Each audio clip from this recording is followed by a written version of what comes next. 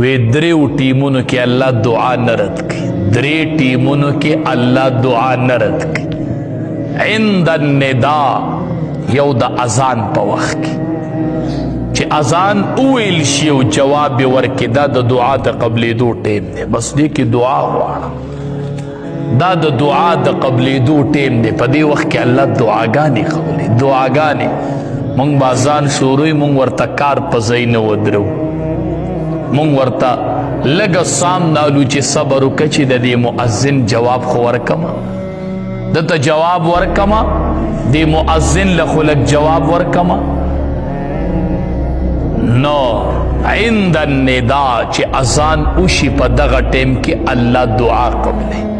یو عند البأس د جنگ په ټیم کې چې کله میدان جهاد وي او مجاهدین جنگیږي او دا جنگ گرم شي، گرم بعضې په بعضو کې ورننوځي، سخت جنگ شي، په دقه ټیم کې الله دعا قبلوي. دم د دعا د قبلېدو ټیم دی. او تحت المطر یو چې کله باران شروع شي دغه ټیم کې الله دعا قبلوي. دا درې ټیمونه چې دي دا د دعا د قبلېدو ټیمونه دي چې هغې کې یو د اذان وخت دی چې اذان وشي دی پسې الله دعا قبلوي. اذان جواب ورکا او بیا دی پسې دعا وغواړه، دقه د دعا د قبلېدو ټیم. نبی کریم صلی الله علیه وسلم صحابه کرامو ته چې د اذان فضیلت بیان کا، صحابه وی دا ټول اجر خو مؤذنینو ته میلاوش، مونږ بس کو د الله حبیبه دا اجر خودی ته ډیر میلاویږي. نبی کریم صلی الله علیه وسلم ورته فرمایل چې ته کله د دې جواب ورکې نو تعلم الله د مؤذن عمره اجر درکړي. یو اجابت قولی دی، یو اجابت فعلی دی. اجابت قولی دا دی چې دا مؤذن کم الفاظ وایي نو ته دغه وایه، خو چې حی علی الصلاة او حی علی الفلاح ته ورسیږي التبوی لا حول ولا قوة الا بالله، دغه ټیم کې به دغه الفاظ نه وایي. ځکه هغه وایي حی علی الصلاة راشه مانځه ته، او ته ورته هم وایي حی علی الصلاة راشه مانځه ته، نه هغه وایي حی علی الصلاة مانځه ته راشه، نو ته ورته وایي لا حول ولا قوة الا بالله. که د ګنانم بنده بچ کیږي نو د الله په توفیق بچ کیږي، او که نیکیم بنده کوي نو د الله په توفیق کوي. نو الله دی توفیق راکړي چې زه درشم او دا مونځ وکړم. دې ته اجابتي فعلي وایي، دې ته اجابتي فعلي وایي.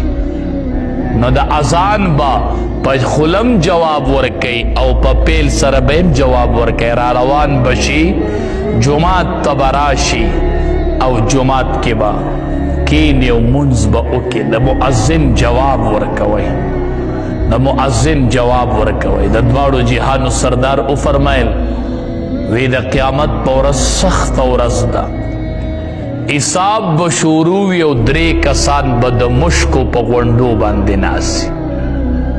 هلته به حساب کتاب شروع وي او دا بعضې کسان چې دي دا به د مشکو په غونډو باندې ناستي.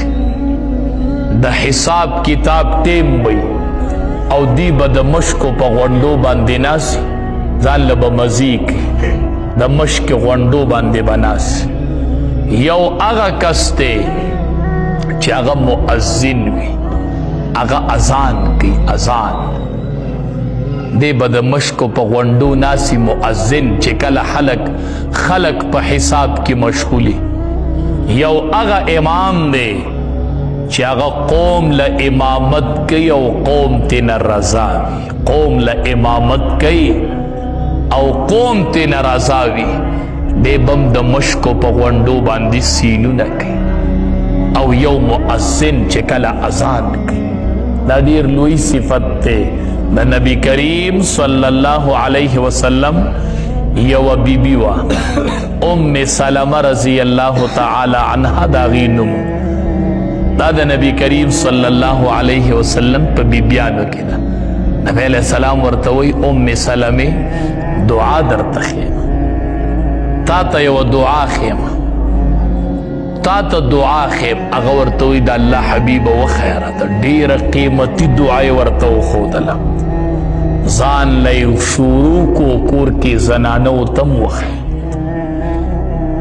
او په نص او په حدیث کې دا دعا راغلی ده چې نبی علیه السلام خپلې بیبي ته ښودلې ده خپلې بیبي ته یې وی د مؤمنانو مور ته یې وی چې کله ماښام اذان وشي که نه ماښام اذان ووري او جواب یې ورکړي بیا دعا کوه اللهم